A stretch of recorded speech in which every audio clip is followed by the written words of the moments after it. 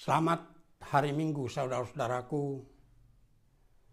Saya harapkan dan saya yakin kita akan senantiasa merindukan firman Tuhan sebagai makanan utama dalam hidup kita, melebihi kerinduan kita akan makanan jasmani. Oleh sebab itu, kita berdoa. Damai sejahtera Allah yang melampaui segala akal, memelihara hati dan pikiran saudara-saudaraku di dalam Yesus Kristus Tuhan kita. Amin.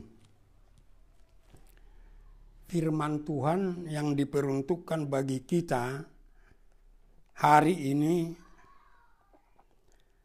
diambil dari kitab Ulangan 16 ayat 13 sampai dengan ayat 17. Begini bunyinya.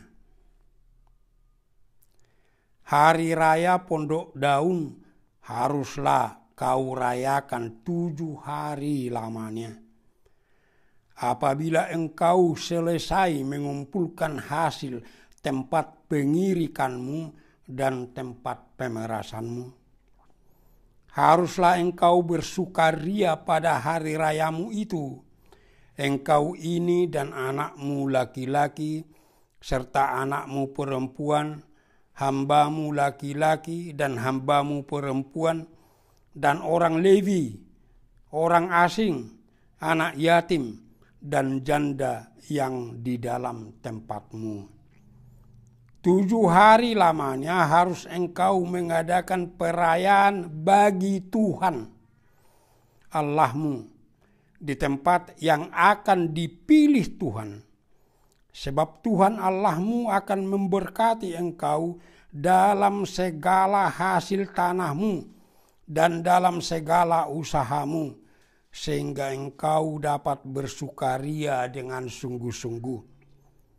3 kali setahun setiap orang laki-laki di antaramu harus menghadap hadirat Tuhan Allahmu ke tempat yang dipilihnya, yakni pada hari raya roti tidak beragi, pada hari raya 7 minggu, dan pada hari raya Pondok Daun. Janganlah ia menghadap hadirat Tuhan dengan tangan hampa, tetapi masing-masing dengan sekedar persembahan sesuai dengan berkat yang diberikan Tuhan kepadamu oleh Tuhan Allahmu.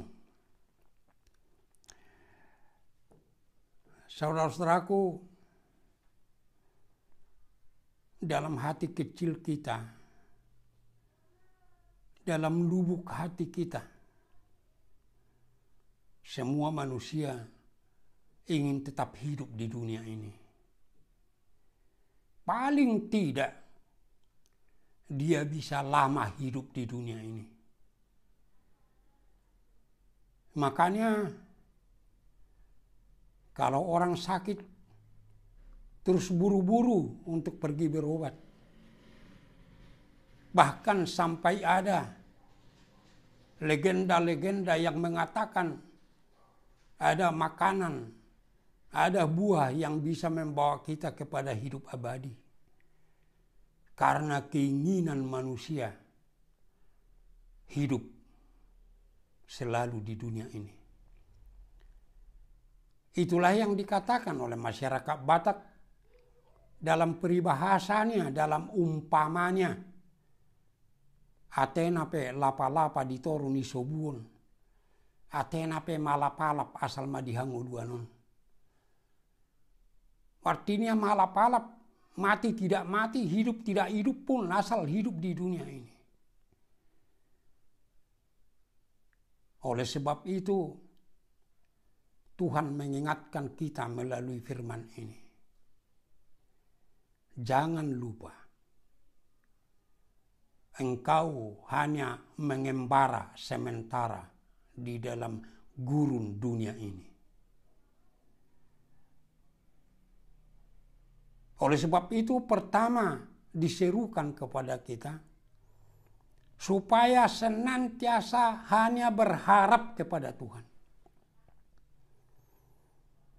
Saudara-saudaraku, apa arti Hari Raya Pondok Daun? Dalam bahasa Ibrani dikatakan Sukot, yang berasal dari Sukah, yang artinya pondok. Sehingga sebenarnya terjemahannya adalah Hari Raya Pondok. Seperti yang dikatakan di dalam bahasa Batak, Hari Raya Parlape-lapean. Bahkan di dalam bahasa Inggris juga mereka katakan The Feast of Tents, The Feast of Tabernacles. Saudara-saudaraku, apa sebenarnya inti Hari Raya Pondok Daun itu? Karena sesuai dengan firman ini, diperintahkan Hari Raya Pondok Daun itu harus dirayakan setelah selesai panen. Setelah hasil panen itu telah terkumpul. Sehingga banyak orang yang mengatakan bahwa Hari Raya Pondok Daun itu adalah Hari Raya panen. Mensyukuri panen yang berhasil.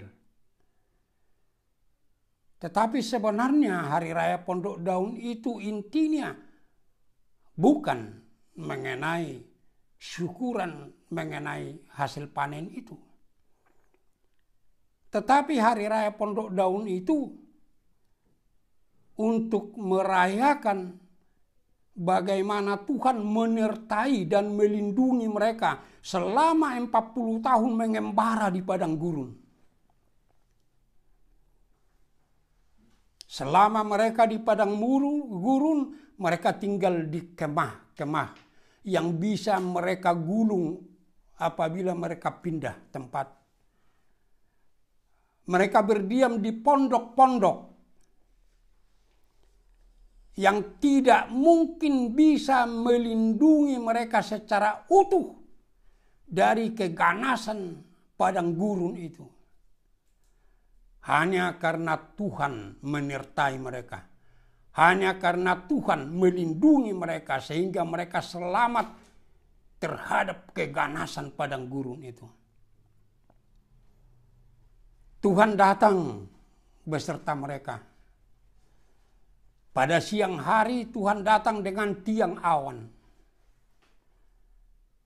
Supaya dengan tiang awan itu Tuhan melindungi mereka dari panas padang gurun yang sangat membakar.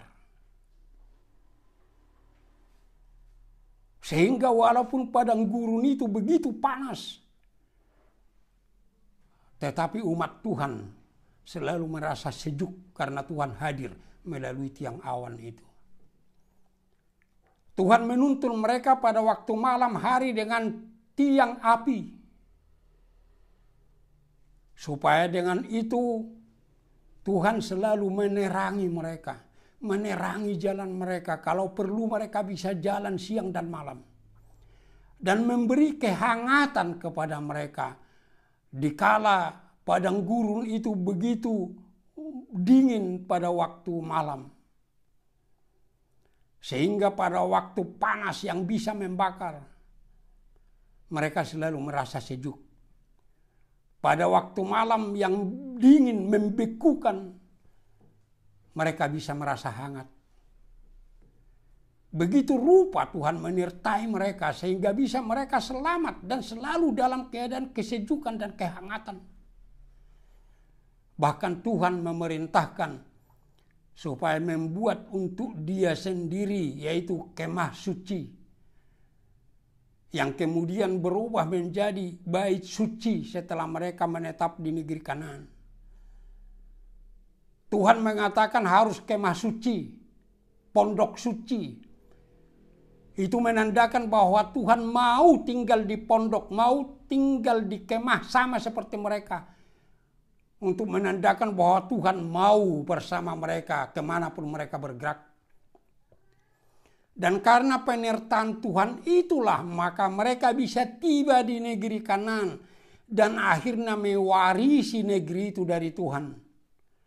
Dan karena penyertaan Tuhan itulah maka mereka bisa bercocok tanam dan mereka bisa panen. Oleh sebab itu, kalaupun hari raya pondok itu dirayakan setelah selesai panen, itu untuk mensyukuri penyertaan Tuhan itu, karena dengan penyertaan Tuhan itulah maka mereka bisa panen. Mereka merayakan hari raya pondok daun itu harus di Yerusalem, yang dalam firman ini dikatakan tempat yang dipilih Tuhan. Yerusalem itu tempat yang dipilih Tuhan. Dan mereka merayakan hari raya pondok daun itu bukan di dalam bait suci seperti hari raya lain. Bukan di dalam rumah. Tetapi mereka harus membangun di sekitar lapangan di Yerusalem itu tenda-tenda, pondok-pondok yang beratapkan dedaunan. Itu sebabnya dalam bahasa Indonesia dikatakan hari raya pondok daun. Pondok yang atapnya dari dedaunan. Mereka harus tinggal selama 7 hari di pondok itu. Bagaimana cara pelaksanaan ibadahnya kita bisa baca di dalam Imamat 23. Mereka merayakan itu di pondok-pondok. Supaya mereka jangan melupakan. Kalau mereka bisa panen itu karena anugerah Tuhan, karena penyertaan Tuhan. Jangan setelah mereka mapan hidupnya di negeri yang diwariskan Tuhan, jadi mereka melupakan Tuhan. Seperti yang terjadi dalam hidup kita sekarang. Kalau dia masih berjuang untuk meningkatkan kehidupannya, dia rajin berdoa. Tetapi setelah hidupnya mapan, dia lupa berdoa. Saya sering mengatakan, modal orang Batak untuk menyekolahkan anaknya adalah doa. Saya tidak punya apa-apa anakku, berangkatlah, saya mendoakan kau. Tetapi setelah mereka berhasil, ibunya yang berdoa itu dulu memberangkatkan mereka juga jadi lupa berdoa, jadi tepuk dada karena anaknya berhasil. Anaknya yang didoakan itu juga jadi lupa berdoa. Apalagi setelah hidupnya mapan. Mereka jadi mensyukuri kekayaannya untuk dirinya. Itu sebabnya Tuhan berfirman di dalam 1 Timotius 6 itu. Peringatkan orang-orang kaya. Jangan berharap kepada hal-hal yang tidak tentu, yaitu kekayaan itu. Tapi berharap kepada Tuhan saja. Dan itu pesan utama dari hari raya pondok daun. Yang kedua, saudara-saudaraku, dengan hari raya pondok daun itu kita diajak untuk memahami apa hidup kita yang sekarang ini sebenarnya. Di dalam hidup bangsa Israel dalam perjanjian lama, ada 3 hari raya besar yang di dalam Alkitab ini disebut hari raya utama. Yaitu hari raya Paskah, atau mereka sebut hari raya roti tak beragi. Kemudian hari raya 7 minggu, atau hari Pentakosta, hari raya Pentakosta, hari ke-50 setelah Paskah itu. Dan yang ketiga adalah hari raya pondok daun. Hari raya Paskah dan hari raya 7 minggu Pentakosta dirayakan oleh seluruh orang Kristen dan juga gereja-gereja dalam pemahaman yang baru, dalam bentuk yang baru. Paskah merayakan kebangkitan Tuhan Yesus, Pentakosta merayakan pencurahan Roh Kudus. Tetapi ada satu yang tidak pernah dirayakan oleh orang Kristen dan gereja, yaitu Hari Raya Pondok Daun. Mengapa? Justru tidak dirayakannya Hari Raya Pondok Daun itu menjadi pesan kepada setiap orang percaya. Tidak dirayakan dulu Hari Raya Pondok Daun itu. Karena kamu masih mengembara di padang gurun dunia ini. Kita belum tiba ke Kanaan yang baru. Kita belum tiba ke Yerusalem yang baru. Kita belum tiba ke sorga. Kita masih mengembara. Dengan tidak kita rayakan Hari Raya Pondok Daun itu menjadi pesan yang sangat jelas. Ingat, kamu masih mengembara di padang gurun dunia ini. Dan harus kita mengerti, sebagai orang yang mengembara di padang gurun ini, pertama, ingat, bukan dunia ini yang menjadi tujuan hidupmu. Ini hanya sementara. Kita fana di dunia ini. Setelah berakhir pengembaraan kita sudah harus lenyap dari dunia ini. Jangan terbuai. Jangan terlena di tengah-tengah dunia ini. Bagaimanapun seperti yang saya katakan, ingin lama hidup di dunia ini silakan saja. Tapi ingat, berapa lama pun itu hanya fana. Kita akan mengakhiri pengembaraan kita. Supaya kita tetap tertuju kepada tujuan dari pengembaraan kita. Kanaan yang baru, Yerusalem yang baru, sorga itu. Yang kedua, kita tidak merayakan Hari Raya Pondok Daun sebagai pesan bahwa kita masih mengembara di padang gurun dunia ini. Masih akan banyak tantangan-tantangan yang kita hadapi. Yang tidak akan mungkin kita selamat kalau bukan karena penyertaan Tuhan. Tetapi dengan penyertaan Tuhan, apapun tantangan yang akan kita hadapi, yakinlah dengan berharap kepada Tuhan kita pasti selamat. Dan yang ketiga, saudara-saudaraku, itu sebagai pesan. Jangan sampai kau lupakan Tuhanmu. Jangan kau tinggalkan Tuhanmu. Karena siapa yang meninggalkan Tuhan itu, maka dia akan kena hukum.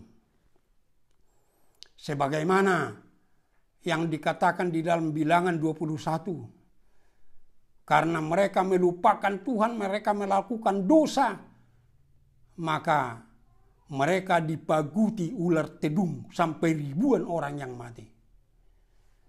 Dan di dalam Bilangan 16 diceritakan bagaimana Korah, Abiram, dan Datan dan semua pengikutnya karena melupakan Tuhan melakukan dosa, maka bumi jadi ternganga dan menelan habis mereka semua. Bencana yang tidak pernah mereka pikirkan, yang di luar pengertian mereka. Bagaimana bumi terbelah, bagaimana tanah itu terbelah dan menelan mereka habis. Dan itulah yang terjadi saat ini, saudaraku. Dengan bencana pandemi virus corona ini.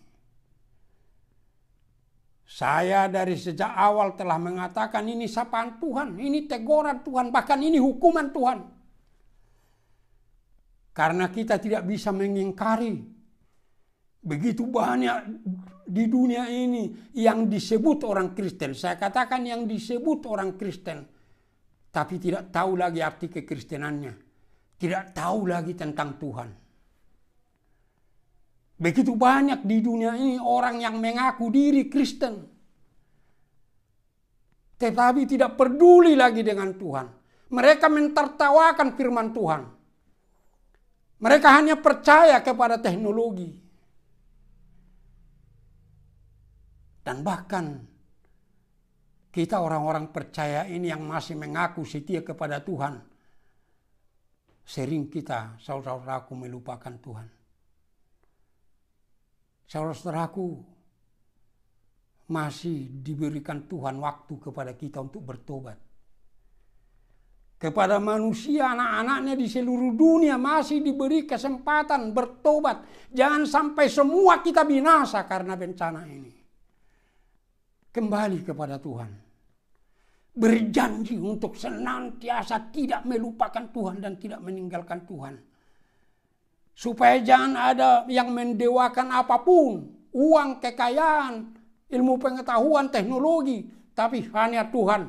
Hanya Engkau Tuhan, Tuhanku. Semua berjanji. Yang keempat, saudara-saudaraku. Dengan tidak kita merayakan hari raya Pondok Daun. Kita menyadari kita masih mengembara di padang gurun dunia ini. Sehingga kita mengerti dengan benar apa yang ada pada kita sekarang ini. Saudara-saudaraku, terutama di kota-kota besar ini, kita yang berhasil ini, kita mampu membangun rumah yang besar, yang kokoh, yang indah. Tapi ingat saudaraku, itu tetap pondok. Pondok yang sebentar lagi kau tinggalkan. Itu hanya pondok kalau di hadapan Tuhan. Sebentar lagi kau tinggalkan. Dan betapa besar pun rumahmu, betapa kokohnya dan indahnya, itu tidak bisa memberi sesuatu kepadamu. Gak bisa, bahkan perlindungan gak bisa.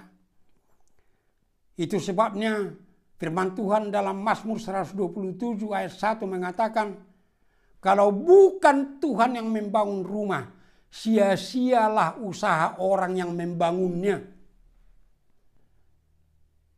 Kalau Tuhan yang membangun, kalau bukan Tuhan yang membangun rumah, maka itu hanya seperti gua serigala yang tidak bisa menjadi istana. Hanya Tuhan yang berkuasa membuat rumah kita itu bukan hanya sebagai haus, bukan hanya sebagai gedung, tetapi itu menjadi home. Sehingga kita bisa mengatakan dalam pekerjaan Tuhan, my home is my castle. Rumahku adalah istanaku. Oleh sebab itu terutama kita masyarakat Batak sudah harus merubah pola pikir kita. Peribahasa yang mengatakan bagas nama rapang namar jual, bagas namar sangap jalan namar tua si gongkom nasa pangisina, robah itu. Gak ada rumahmu itu bisa menggongkom kau. Tapi katakan, kalau harus kau katakan bagas nama rapang namar jual, bagas namar sangap namar tua, silakan. Tapi ingat, bukan si gongkom pangisina, tapi katakan bagas nama rapang namar jual, namar sangap jalan namar tua, ala de batamang gongkom pangisina. Dan jangan lupa, Tuhan telah menyediakan bagi kita rumah yang benar. Apabila kita sudah tiba ke tujuan hidup kita. Seperti yang dikatakan Raja Daud dalam Mazmur 23 ayat 6. Dan aku akan diam di rumah Bapa sepanjang masa. Kita harus memahami saudara-saudara bahwa semua yang ada dalam hidup kita ini adalah manna. Apa itu manna? Itu yang diberikan Tuhan kepada mereka selama perjalanan di padang gurun itu. Maka selama kita mengembara di padang gurun itu semua manna. Dikatakan dalam Keluaran 16 ayat 14 sampai 15 begini. Ketika embun itu telah menguap, tampaklah pada permukaan padang gurun sesuatu yang seperti sisik, halus seperti embun beku di bumi. Ketika orang Israel melihatnya, berkatalah mereka seorang kepada yang lain, apakah ini? Dalam bahasa Ibrani dikatakan manhu. Apakah ini? Sebab mereka tidak tahu apa itu. Tetapi Musa berkata kepada mereka, inilah roti yang diberikan Tuhan kepadamu menjadi makananmu. Manhu, apa itu? Musa menjawab, itu roti yang diberikan Tuhan. Pertama harus ingat, pakaianmu itu, makananmu semua itu adalah manhu, manna. Apa itu? Langsung kau jawab dalam hatimu, itu adalah pemberian Tuhan. Dan ingat, manna itu hanya diberikan untuk 1 hari. Mereka mencoba mengumpulkan banyak supaya bisa untuk besok harinya. Tapi paginya sudah busuk. Apakah memang karena manna itu hanya sebegitu mutunya? Tidak. Karena pada hari ke-6 mereka mengumpulkan untuk 2 hari. Tidak busuk. Bahkan mereka memasukkan sebagai contoh ke tabung emas. Manna itu selama 40 tahun tidak busuk. Oleh sebab itu apa yang membuat busuk? Pada saat mereka menggunakan manna itu tidak sesuai dengan perintah Allah, dia busuk.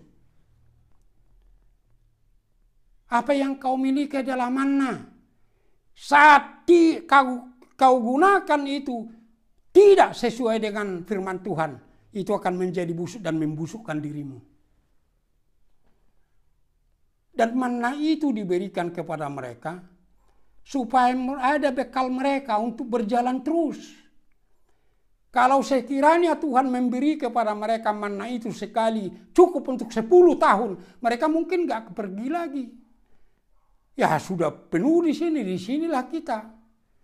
Tapi Tuhan memberi dari hari ke sehari supaya tetap mereka berjalan menuju negeri yang Tuhan janjikan.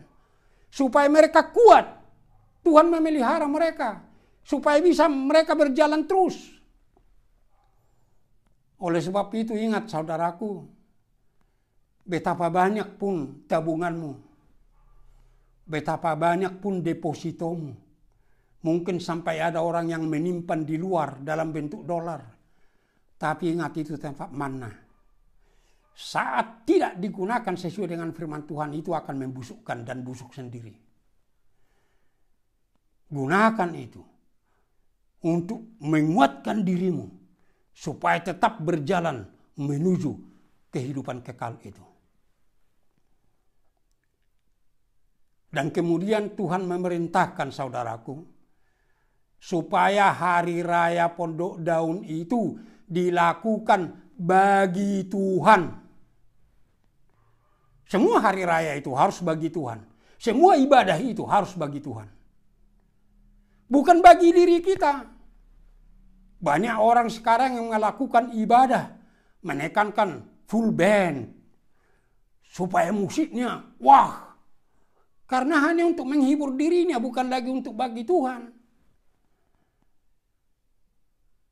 Bagi Tuhan. Bukan untuk penguasa, untuk pejabat. Bukan. Awalnya diadakan Natal Nasional. Itu bentuk ibadah.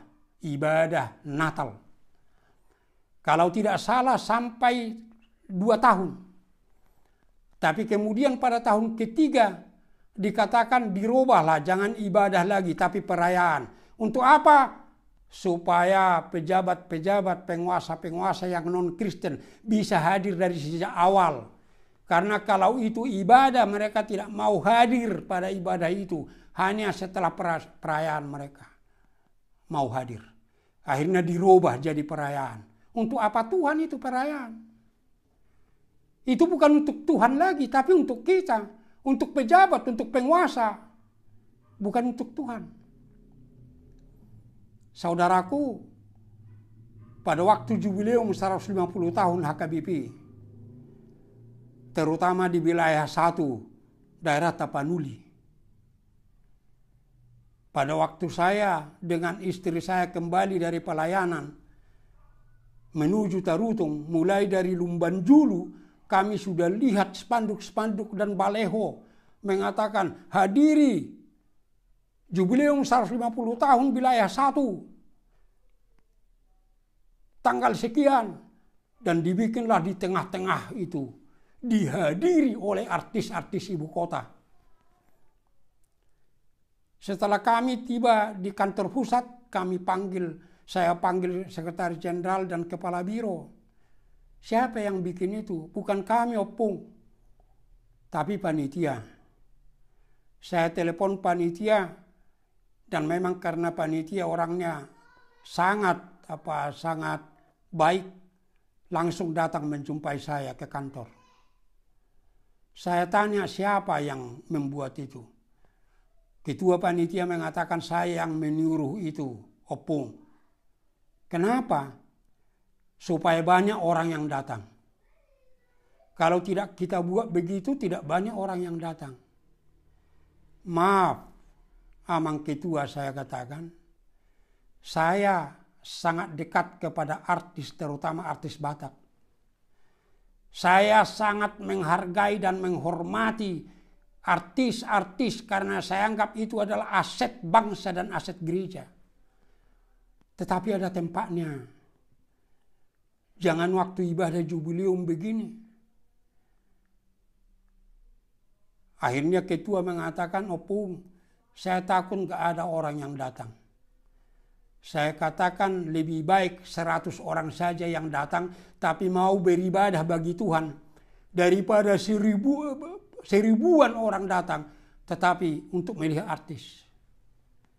Terlalu capek kita, Mang, untuk merayakan jubileum 150 tahun, mengumpulkan banyak orang hanya untuk melihat artis. Jadi bagaimana, Opung? Ya terserah sama bapak-bapak semua. Tapi itu permintaan saya. Akhirnya 1/4 dari spanduk dan baleho itu masih bisa dihapus, dan yang lainnya diganti semua. Dan luar biasa, saudara-saudaraku, pada hari hanya mulai pagi hari, anggota jemaat sudah berbondong-bondong seperti sungai menuju Sipoholon. Pada cek terakhir, saya tanya ke panitia bagaimana persiapannya. Sudah, Pung, kami sudah pasang 5.000 kursi. Kenapa 5.000? Kami siapkan juga 11 kursi di situ, jadi 16 kursi semua. Tapi kami tidak pasang dulu, nanti kalau hanya sedikit orang, nanti terlalu kosong melompong. Tetapi setelah mereka lihat jemaat seperti sungai membanjiri Sipoholon, mereka bekerja keras semua untuk memasang yang 16.000 itu. Itu juga tidak cukup. Sehingga banyak anggota jemaat yang duduk di tanah, beralaskan sapu tangan, beralaskan koran, atau di jalan itu begitu. Tapi tertib. Mereka semua bahagia. Yang paling sulit lagi, bagaimana makanan. Karena makanan yang disiapkan hanya untuk 16.000. Sehingga panitia kalang kabut pergi ke restoran di Tarutung, di Siborong-borong, di Baligi, untuk memborong semua makanan membawa ke sana. Dan memang mereka sangat terampil. Dalam 10 menit makanan sudah terbagi. Dan tidak ada yang ribut satu orang pun. Dan setelah selesai ibadah, kemudian kata sambutan, kemudian ketua panitia menyanyi. Kemudian kami tutup kegiatan itu. Masyarakat baru pulang dengan damai. Itulah kalau kita beribadah bagi Tuhan. Tuhan menolong kita. Karena Tuhan juga tidak ingin hanya sedikit yang merayakan seperti itu. Seperti yang dikatakan dalam firman ini. Anak-anak sampai yang tua renta, yang yatim, yang janda, semua harus. Tapi ingat, bagi Tuhan. Itu sebabnya di dalam firman ini dikatakan, karena ini adalah bagi Tuhan, kalau datang menghadap Tuhan, jangan sampai tangan hampa. Harus membawa persembahan. Yang yatim, yang janda, seperti yang dinas pembacaan itu seorang janda. Dan jelas dikatakan di sana dalam bahasa Batak yang paling jelas, Dikatakan dalam bahasa Indonesia, yang orang kaya itu memberi dari kelimpahannya, tapi bahasa Batak sia lobi-lobina. Tapi memberi persembahan harus dari kehidupan kita. Dikatakan dalam firman ini, jangan tangan hampa, sekedar persembahan. Saya pikir itu kurang tepat terjemahannya. Dalam bahasa Batak dan bahasa-bahasa yang lain dikatakan, beri semampumu. Tetapi yang ketiga, harus sesuai dengan berkat yang kau terima. Dan jangan bohong. Jangan katakan ini semampu saya, padahal tidak sesuai dengan berkat. Lebih baik katakan ini Tuhan persembahanku. Jangan katakan sesuai dengan berkat. Semampu saya padahal lebih dari itu. Gak bisa. Itu sebabnya selalu kita katakan jangan tangan hampa, tapi datang dengan persembahan dalam iman. Dan akhirnya persembahan itu harus mendidik kita untuk memberi persembahan yang sejati. Yang dikatakan dalam Roma 12 ayat 1, persembahkan tubuhmu menjadi persembahan yang hidup, yang kudus, yang berkenan kepada Tuhan. Itulah ibadahmu yang sejati. Sehingga di dalam hari raya Pondok Daun itu, kita dipanggil untuk hidup bagi Tuhan justru dalam pengembaraan kita di dunia ini. Supaya kita secara pasti berjalan menuju kehidupan kekal yang dijanjikan Tuhan. Amin. Kita berdoa. Terima kasih Bapa atas firman-Mu. Bekerjalah di dalam Roh Kudus sehingga kami menyadari bahwa kami masih mengembara di padang gurun dunia ini. Supaya kami menyadari hanya dengan penyertaan-Mu kami selamat. Supaya jangan mau lagi kami meninggalkan Engkau dan melupakan Engkau. Supaya jangan jadi hukuman-Mu yang kami terima. Seperti pandemi virus corona ini. Selamatkan kami Tuhan. Selamatkan bangsa kami ini, pulihkan Tuhan. Dan buatlah itu untuk menyadarkan semua manusia di dunia ini. Supaya mau menjadi orang percaya kepadamu di dalam Yesus Kristus. Karena hanya Engkau Tuhan yang berkuasa menghentikan bencana ini. Supaya hidup kami benar-benar hidup di dunia ini, menikmati dunia ini, tetapi tetap berjalan dengan tegar dan tegap menuju kehidupan kekal yang Engkau janjikan itu. Bapa, kuatkan semua gereja-Mu untuk hidup sebagai tubuh Kristus, untuk menuntun semua anggota jemaat-Mu dalam pengembaraan dalam gurun dunia ini, supaya tetap hidup bagi-Mu Tuhan, dan tetap berjalan menuju kehidupan kekal. Hanya oleh karena pengasihan-Mu. Hanya oleh karena nama-Mu yang kudus itu Tuhan. Di dalam Yesus Kristus Tuhan kami datang berdoa kepadamu. Dengarkan kami Tuhan. Amin.